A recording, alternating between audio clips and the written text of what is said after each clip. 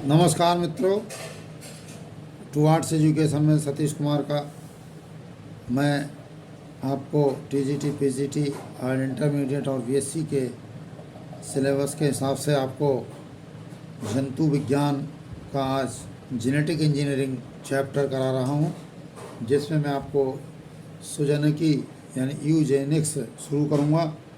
और पीछे मैं वीडियो में आपको दे चुका, अब मैं आपको आज जेनेटिक्स इंजीनियरिंग में मुख्य पॉइंट बताऊंगा। मित्रों, आप लोग जो पहले से टू आर्ट्स एजुकेशन देख रहे हैं उनके लिए भी धन्यवाद, और वो आगे के लिए प्रेरित करने दूसरे लोगों को, उनके लिए भी धन्यवाद। तो चैप्टर को शुरू करने से पहले हम लोग आपसे एक बार फिर कहेंगे कि आप लोग लाइक और शेयर और सब्सक्राइब ज़रूर करें। तो हम जेनेटिक इंजीनियरिंग यानी सुजनकी शुरू करते हैं। तो अब आइए मित्रों, अब हम वीडियो को शुरू करते हैं।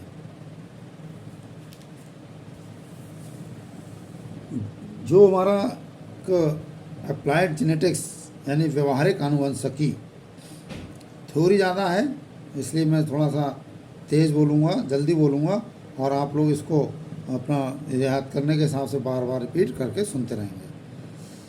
व्यवहारिक आनुवंशिकी प्रकृति के विविध तथ्यों का अध्ययन विशुद्ध विज्ञान, प्योर साइंस कहलाता है।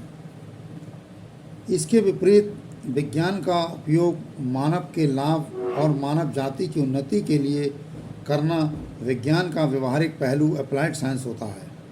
आनुवंशिकी का भी ऐसा ही व्यवहारिक पहलू होता है। खेतों में अच्छी उपज तथा लाभदायक पेड़ पौधों और जंतुओं की नस्लें सुधारने के लिए वैज्ञानिकों ने आनुवंशिकी का व्यापक उपयोग किया। प्राचीन ग्रीसवासी विज्ञान एवं आनुवंशिकी के नियमों को न जानते हुए भी घटिया नस्ल के कमज़ोर पशुओं को जनन करने से रोकते थे और अच्छी नस्ल के पशुओं के जनन के लिए प्रेरित करते थे। व्यवहारिक आनुवंशिकी का उपयोग पादप एवं पशुओं की नस्लें सुधारने में ही नहीं, वरन इनके तथा मानव जाति के आनुवंशिक सुधार के लिए भी किया जाता है। प्राचीन ग्रीस देश में राजाज्ञाओं द्वारा लूले, लंगड़े, कोढ़ी अन्य अयोग्य व्यक्तियों को प्रजनन करने से रोका जाता था ताकि मानव की नस्लें सुधरें। इसी के फलस्वरूप ग्रीस का स्पार्टा नामक राज्य उच्चतम योद्धाओं यानी वॉरियर्स तथा एथेंस उच्चतम दार्शनिक के लिए प्रसिद्ध हुए।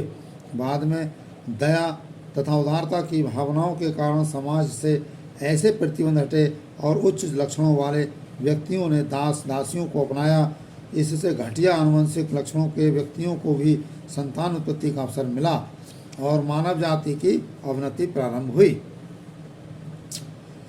प्रकृति तथा पालन पोषण, नेचर ऑफ नर्चर, यानी जैसा कि पिछले अध्यायों में स्पष्ट किया गया कि किसी जीव की रचना एवं कार्य की मूलतः हमें इसमें उपस्थित जीन्स पर निर्भर करती है, जो कि इसे जनकों से प्राप्त होते हैं।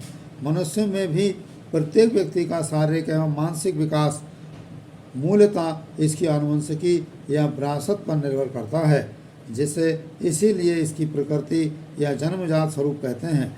लेकिन समाज में हम प्राय देखते हैं कि निरक्षर माता पिता की संतान विद्वान हो सकती है, साधारण कुल का व्यक्ति विश्वविख्यात हो सकता है तथा योग्य घराने की संतान बिगड़ कर दुष्ट हो सकती है। अतः ये स्पष्ट है कि जनकों से प्राप्त सभी जीन्स के दृश्य रूप प्रभाव यानी फिनोटाइपिक इफेक्ट्स का संतान में हूबहू विकास एवं प्रकटन नहीं होता है।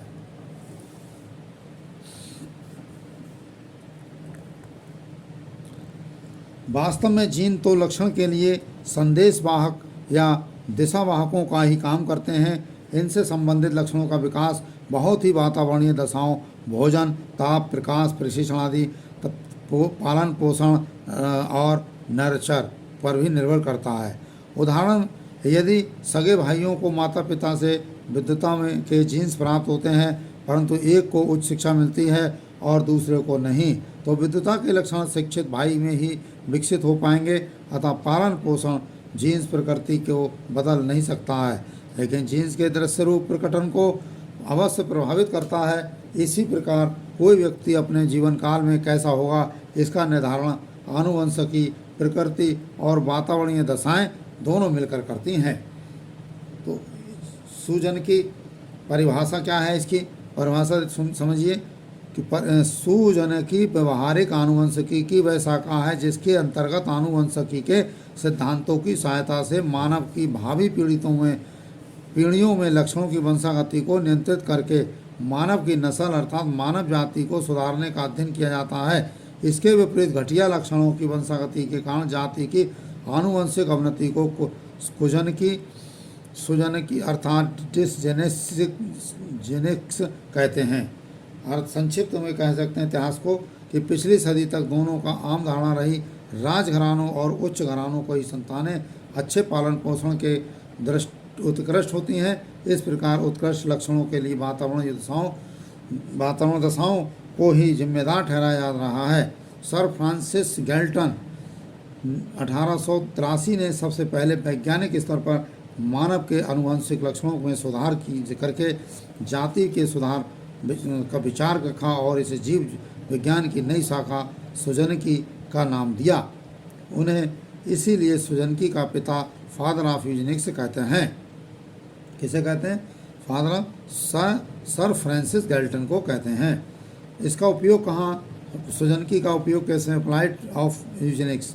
सूजनकी में वास्तविक उद्देश्य व्यक्तिगत मानव की आनुवंशिक लक्षणों को बदलने का नहीं होता है, वरन पीढ़ी दर पीढ़ी उत्तम आनुवंशिक लक्षणों की वंशागति को बढ़ावा देकर तथा घटिया लक्षणों की वंशागति पर रोक लगाकर मानव जाति की पूरी जीन राशि अर्थात जर्म प्लाज को सुधारने का होता है।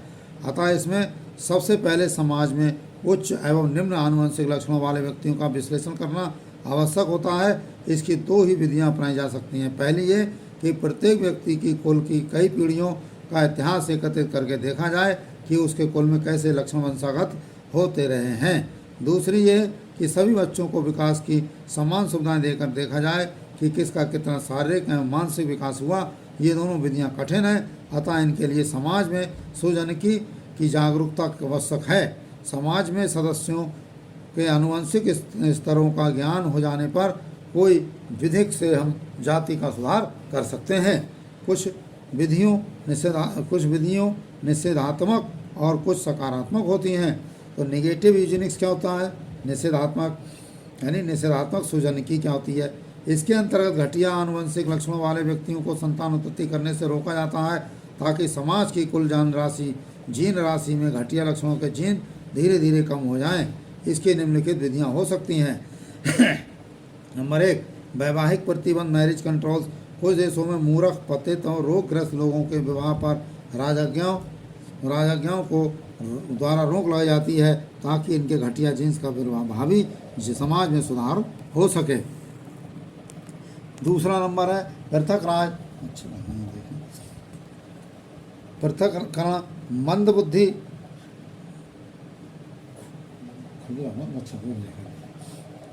पतित व रोगग्रस्त व्यक्तियों को चिकित्सालयों या अन्य स्थानों में अलग रखना चाहिए ताकि अच्छे व बुरे लक्षणों वाले व्यक्तियों पर परस्पर सहवास न हो। इससे भावी पीढ़ियों में अच्छे व बुरे आनुवंशिक लक्षणों के मिश्रण की संभावनाएं समाप्त हो सकती हैं। नंबर 3, बंध्यकरण या नसबंदी स्टरलाइजेशन, यानी घटिया लक्षणों द्वारा, सुना होगा आपने नसबंदी का कि नसबंदी, तो वो नंबर 3 इसी में आता है। घटिया लक्षणों वाले व्यक्तियों को समाज हित के नाम पर बंध्यकरण यानी स्टरलाइजेशन के लिए प्रेरित करना चाहिए। ये जाति के आनुवंशिक उत्थान की बहुत प्रभावशाली विधि होती है। यदि प्रत्येक पीढ़ी में ऐसे व्यक्ति संतान उत्पत्ति न करें तो कुछ ही पीढ़ियों में समाज के सभी सदस्य उत्कृष्ट लक्षणों वाले हो जाएंगे। पुरुषों के बंध्यकरण में नसबंदी या शुक्रवाहिकोच्छेदन या वैसेक्टोमी नाम के कुछ छोटे से ऑपरेशन द्वारा शुक्रवाहिकाओं यानी वासा डिफरेंसिया को कहीं पर काटकर या लिगेचर बांधकर शुक्राणुओं के बाहर निकलने का मार्ग बंद कर देते हैं। स्त्रियों में इसी प्रकार डिंब वाहिकाओं को कहीं पर काटकर या बांधकर अंडाणुओं का मार्ग बंद कर देते हैं। इस ऑपरेशन को डिंब वाहिनी विच्छेदन व सेल्पिजेक्टोमी कहते हैं। ये वैसेक्टोमी से अधिक जटिल होता है। लेकिन आधुनिक चिकित्सालयों में इसकी सुविधाएं उपलब्ध होती हैं। पुरुषों में वृषण को भी काटकर हटा देने को आर्किडेक्सोटोमी कहते हैं। नंबर 4, संतति नियंत्रण, बर्थ कंट्रोल। घटिया आनुवंशिक लक्षणों वाले व्यक्तियों पर वंध्याकरण के अतिरिक्त अन्य संतति नियंत्रण प्रतिबंध भी लगाने चाहिए। इससे समाज की जीन राशि तो सुधरेगी ही, मानव आबादी के बढ़ने की दर भी कम हो जाएगी। गर्भ के समय ही भावी संतान के आनुवंशिक लक्षणों का पता लगाकर घटिया लक्षण वाले भ्रूणों को गर्भपात द्वारा जन्म से पहले ही समाप्त कर देना चाहिए। नंबर 5, समर्थ और सहोत्तरी विवाहों पर प्रतिबंध, कंट्रोल ऑफ द कंसोनिजीनस और मैरिजेस। एक ही पूर्वज की संतानों में परस्पर सहवास पर प्रतिबंध होना चाहिए, क्योंकि इससे घटिया आनुवंशिक लक्षणों की वंशागति बढ़ जाती है। इसका प्रमुख कारण यह है कि रोगों आदि के अधिकांश लक्षण सुप्त जीन्स के कारण होते हैं, जो कि ऐसे अंतरा प्रजनन में समयुग्मजी अर्थात होमोजाइगस होकर अपने लक्षणों का विकास करते हैं। नंबर 6, देशांतर इमिग्रेशन, देशांतर पर नियंत्रण। घटिया आनुवंशिक लक्षणों वाले व्यक्तियों पर एक देश से दूसरे देशों में जाकर बसने पर रोक लगानी चाहिए। दूसरा पार्ट पहले बताया था नेगेटिव यूजेनिक्स, अब है पॉजिटिव यूजेनिक्स। पॉजिटिव यूजेनिक्स में इसके अंतर्गत उत्कृष्ट आनुवंशिक लक्षणों को प्रोत्साहन देकर हम पीढ़ी दर पीढ़ी समाज की जीन राशि में सुधार कर सकते हैं। इसकी महत्वपूर्ण विधियाँ निम्नलिखित हैं। नंबर 1, सहचर। सहचर का उत्कृष्ट चुनाव बेटर सिलेक्शन ऑफ मेट यानी विवाह संबंध समाज की सुजनकी पर काफ़ी प्रभाव डालते हैं, क्योंकि इसी के माध्यम से दो भिन्न प्रकार के आनुवंशिक लक्षणों वाले व्यक्ति, पुरुष एवं नारी, मिलकर समाज के भावी सदस्यों की आनुवंशिकता स्थापित करते हैं। उच्च आनुवंशिक लक्षणों वाले व्यक्तियों में विवाह संबंधों के फलस्वरूप उत्पन्न संतानें भी सभी उच्च होंगी। यदि जनकों में से एक ही उच्च होगा तो संतानों में से कुछ भी उच्च होगी। अतः विवाह के लिए साथी का चुनाव जातीय, धार्मिक, सामाजिक प्रतिष्ठा, दहेज, राष्ट्रीयता एवं भौगोलिक आदि संकीर्ण आधारों पर न होकर उच्च आनुवंशिक लक्षणों के आधार पर होना चाहिए। नेक्स्ट है उत्तम जन्म प्लान का अधिकाधिक उपयोग।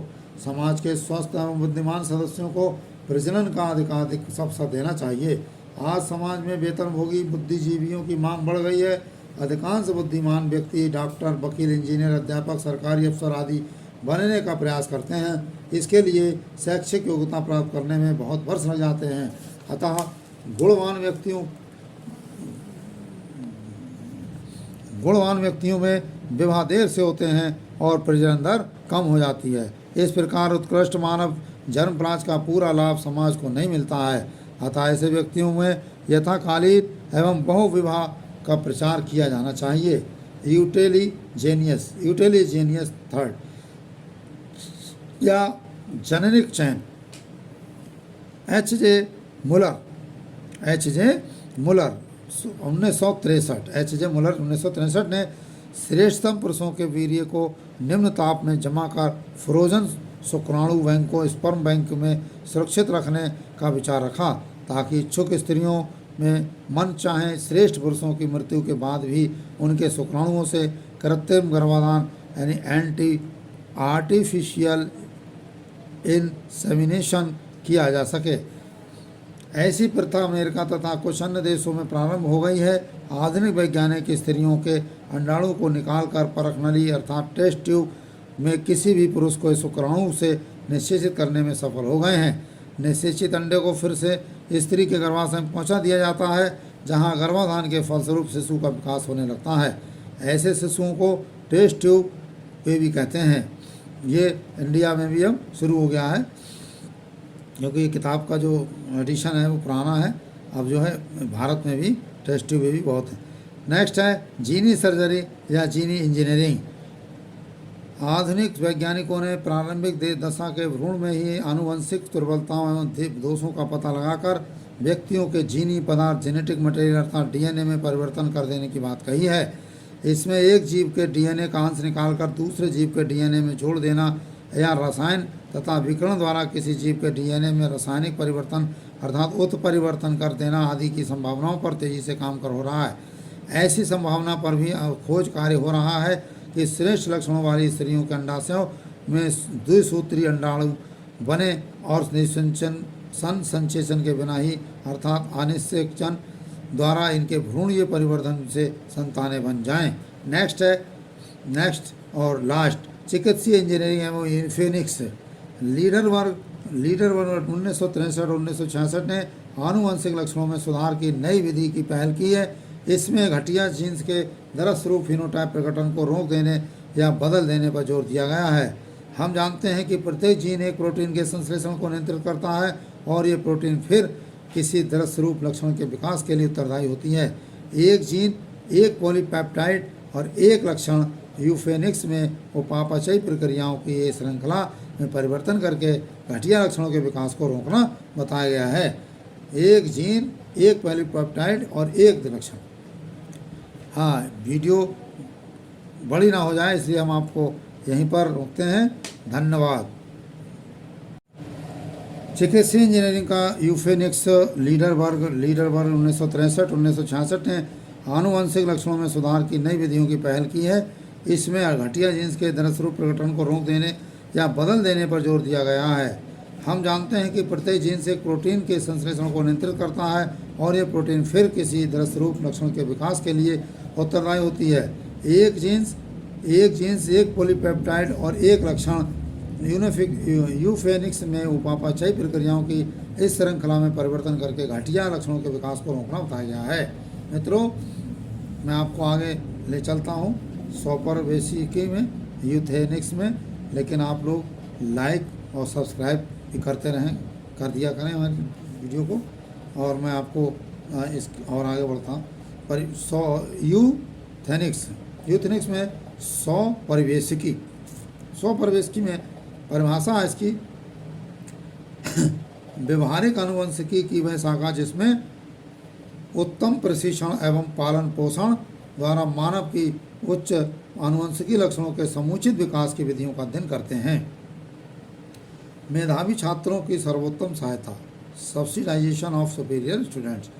जैसे सकारात्मक सुजनकी में उत्कृष्ट लक्षणों वाले व्यक्तियों द्वारा अधिकाधिक जनन की बात की जाती है, वैसे ही स्वपरिवेशिकी में विद्यार्थियों में से श्रेष्ठतम अर्थात ऊर्ध्ववर्ती छात्रों को चुनकर इन्हें बहुमुखी विकास की सभी सुविधाएं देने की बात कही जाती है।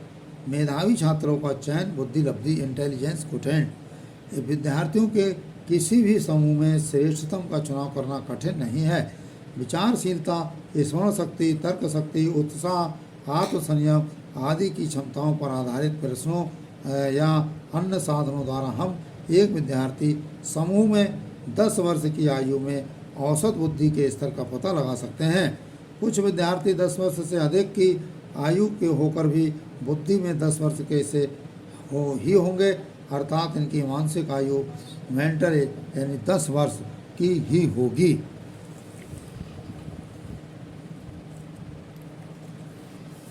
इसके विपरीत कुछ विद्यार्थी वास्तविक आयु में 10 वर्ष से कम लेकिन अधिक बुद्धिमान अर्थात मानसिक आयु में 10 वर्ष के बराबर होंगे। वास्तविक आयु तथा मानसिक आयु का ये अनुपात 10 वर्ष की आयु के बाद जीवन भर स्थायी रहता है। अतः इसे 100 गुणा से करने पर जो संख्या आती है उसे बुद्धि लब्धि या बुद्धि भागफल। उदाहरण के लिए एक 6 वर्ष की आयु वाले बच्चे में यदि 10 वर्ष की आयु जितनी बुद्धि है तो उसका बुद्धि भागफल 10/6 × 100 यानी 166.6 होगा। और एक 15 वर्षीय बच्चे में यदि 10 वर्ष के बराबर बुद्धि है तो उसका बुद्धि भागफल 10/15 × 100 बराबर 66.7 होगा। बुद्धि लब्धि के विभिन्न स्तर लेवल्स ऑफ IQ बुद्धि लब्धि के आधार पर किसी भी विद्यार्थी समूह का निम्नांकित चार्ट के अनुसार वर्गीकरण किया गया है। 140 या अधिक बुद्धि लब्धि वालों का, ठीक है, 0 से 24 जिसकी बुद्धि लब्धि होगी वो मूर्ख होगा, और 25 से 49 जिसकी बुद्धि लब्धि होगी वो परम बुद्धू या मूढ़ होगा। यानी ऊपर से देखते हैं 140 से अधिक ये सर्व बुद्धिमान कहलाता है, जीनियस कहलाता है। जिसकी 140 या अधिक होगी ये सर्व बुद्धिमान कहलाएगा। 120 से 139 तक अति बुद्धिमान मोस्ट सुपीरियर कहलाएगा। 110 से 119 वाला बुद्धिमान कहलाएगा, और 90 से 109 बुद्धि लब्धि वाला औसत बुद्धि वाला कहलाएगा, एवरेज। और 80 से 89 वाला सामान्य ऑर्डिनरी कहलाएगा, सामान्य कहलाएगा। और 70 से 79 वाला बुद्धू या मंद बुद्धि वाला कहलाएगा। 50 से 59 वाला महाबुद्धू या क्षीण बुद्धू वाला कहलाएगा। और 25 से 49 वाला परम बुद्धू या मूढ़ कहलाएगा। और 0 से 24 वाला मूर्ख कहलाएगा। सर्वोच्च सहायता या अवतलन, सब्सिडाइजेशन की विधियाँ।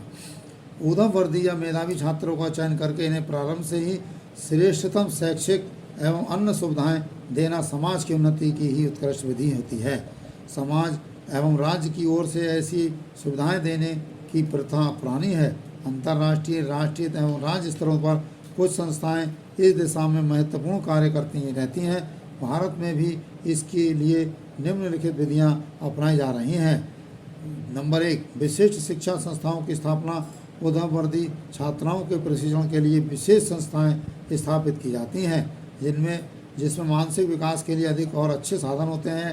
नंबर 2, विशिष्ट पाठ्यक्रम एवं शिक्षण विधि। ऐसे छात्रों के लिए उच्च कोटि के पाठ्यक्रम एवं शिक्षण विधियों द्वारा श्रेष्ठतम शिक्षकों का उपयोग किया जाता है। नंबर 3, पाठ उत्तर क्रियाकलाप। निर्धारित पाठ्यक्रम के अतिरिक्त ऐसे पाठ उत्तर क्रियाकलापों की सुविधाएं भी इन छात्रों को दी जाती हैं जो कि इनकी प्रतिभा के बहुमुखी विकास में सहायक होते हैं, जैसे खेलकूद है, सैन्य प्रशिक्षण है, वाद विवाद है, स्काउटिंग है, सांस्कृतिक कार्यक्रम आदि। नंबर 4, देशाटन की सुविधाएं। इन छात्रों को देशाटन की भी विशेष सुविधाएं दी जाती हैं। देशाटन से बुद्धि और विवेक के विकास में महत्वपूर्ण सहायता मिलती है। नंबर 5, आवास एवं पोषण। इन छात्रों को उत्कृष्ट आवास एवं पोषण की सुविधाएं दी जाती हैं। इनके रहन सहन को सुनिश्चित और नियंत्रित रखा जाता है। नंबर 6, प्रतिभा एवं उपयुक्त उपयोग। उत्तम प्रशिक्षण के बाद इन प्रतिभा संपन्न छात्रों की प्रतिभा का सही उपयोग किया जाना चाहिए। ये समाज एवं राज्य का कर्तव्य है। देश की इन्हें जनन की अधिकतम सुविधाएं देना सुजन की एक आवश्यक पहलू होगा। इसी के साथ आप लोग सब्सक्राइब करना ना भूलें, और हम यहीं रोकते हैं। धन्यवाद।